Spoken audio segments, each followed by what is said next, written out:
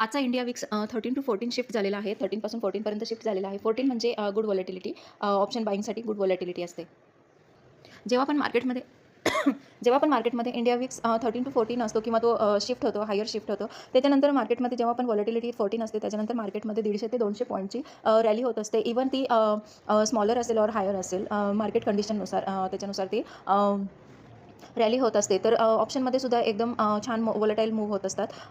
तर आजही निफ्टीमध्ये असंच झालं आहे. गॅप डाऊन ओपन होऊन सुद्धा ग्रीन कॅन्डल 5 मिनिटची कॅन्डल ही ग्रीन कॅन्डलमध्ये क्लोज झाली आहे. त्याच्यानंतर डाऊनवर्ड मूव्हमेंट झालेली आहे. इथे डब्ल्यू पॅटर्न बनलेला आहे बॉटमला आणि त्याच्यानंतर डब्ल्यूचा ब्रेकआउट झालेला आहे. तर हा ब्रेकआउट ऑलमोस्ट सगळे पॉईंट्स ह्यानी सगळी जी पण सकाळी जे पण बेअरिश मूव्ह दिला होता ते सगळे पॉईंट्स इथे क्लिअर केलेले आहेत. तर India VIX is very important while you are trading in option बाईंगसाठी 14 म्हणजे एकदम व्यवस्थित इंडिया विक्स आहे. त्याच्यानुसार व्हॉलेटिलिटी एकदम परफेक्ट आहे आणि जेव्हा 13च्या अबव इंडिया विक्स असतो त्यावेळेस मार्केटमध्ये व्हॉलेटिलिटी एकदम ऑप्शन बाईंगसाठी व्हॉलेटिलिटी एकदम व्यवस्थित असते. ऑप्शन प्रीमियमसुद्धा छान मूव्ह करतात, पण जेव्हा इंडिया विक्स ही 12च्या खाली असते त्यावेळेस थोडंसं रिस्की असतं आणि आपल्याला ATM न घेता ITMमध्ये ट्रेड करावा लागतो. कारण इंडिया विक्स कमी असते त्यामुळे जास्त मूव्ह येत नाही, व्हॉलेटिलिटी एकदम कमी असते.